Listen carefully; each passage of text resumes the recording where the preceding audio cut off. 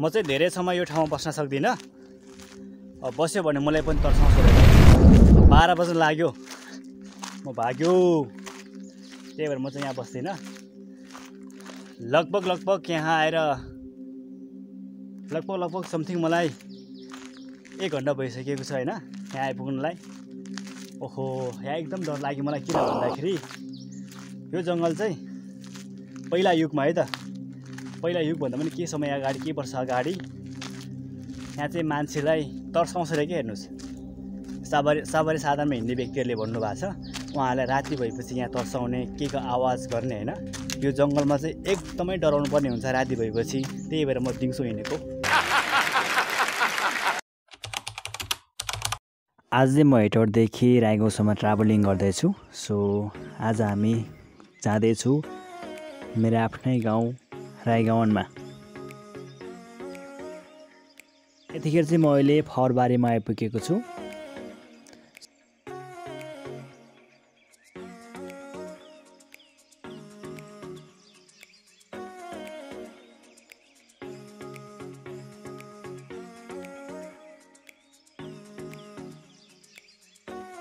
यतिखेर चाहिँ हामी झुजुरेमा आइपुग्यौँ। झुजुरे पसल जान्छौँ। सो अब हामी झुजुरेबाट जाँदैछौँ है त करणको लागि।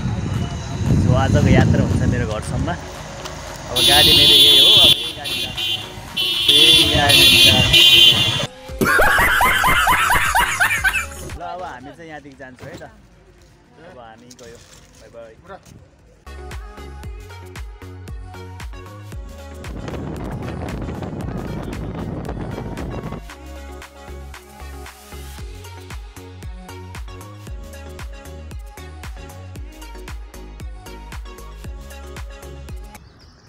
ओके गाइज, म चाहिँ अब यहाँ आइपुगिसकेको छु। अब मलाई गाडीले छोड्यो यहाँदेखि।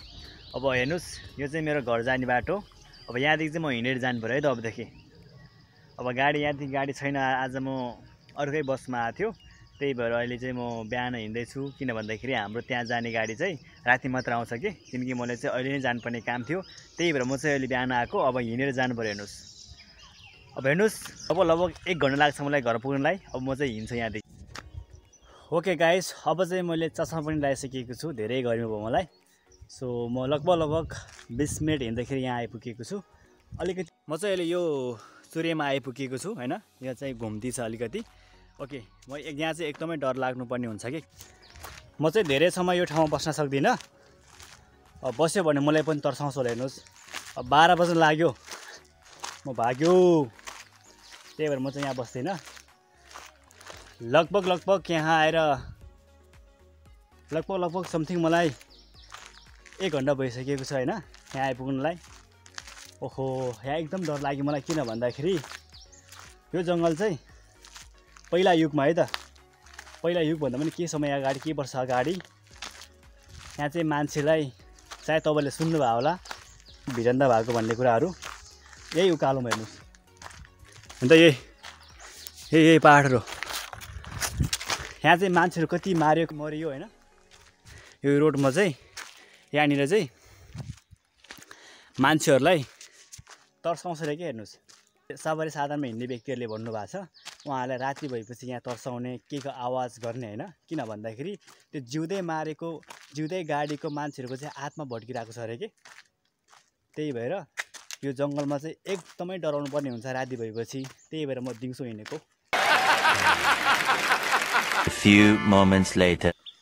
यो खोला चाहिँ हाम्रो गाउँबाट आउने खोला हो। यसलाई नखोड्ने खोला भनिन्छ। यसलाई चाहिँ चिरो खोला भनिन्छ। गाउँ भनेको गाउँ नै हुन्छ। एकदमै हरियाली छ। म तपाईँलाई त्यहाँ गएर पनि देखाउने छु। पुरै एकदमै नेचुरल। हेर्नुहोस्, यस्तो पसिना आइरहेछ मलाई। ओ माई गड, यस्तो हिँडेँ म हैन। समथिङ 1-2 घन्टा म खुट्टाले नै हिँडेर आएको यहाँसम्म। त्यो सिम्बलको बोर्ड छ, अनि त्यो बाटो हुँदै म जानुपर्ने हुन्छ। यो माथि जान्छु म चाहिँ।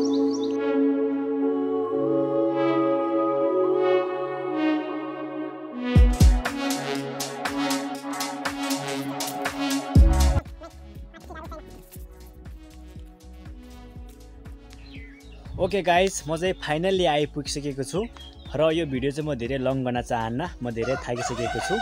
र अहिलेसम्म जतिजनाले पनि भिडियो हेरेर साथ दिनुभयो सबैजनालाई धेरै धेरै धन्यवाद। र अहिलेसम्म तपाईँले युट्युब च्यानललाई सब्स्क्राइब गर्नुभएको छैन भने युट्युब च्यानललाई पनि जरुर सब्स्क्राइब गर्नुहोला। र तबसम्मलाई बाई बाई टाटा। अर्को भिडियोको इन्तजार गर्नुहोला। हामी अर्को भिडियो लिएर चाँडै आउनेछौँ। Thank you so much. By.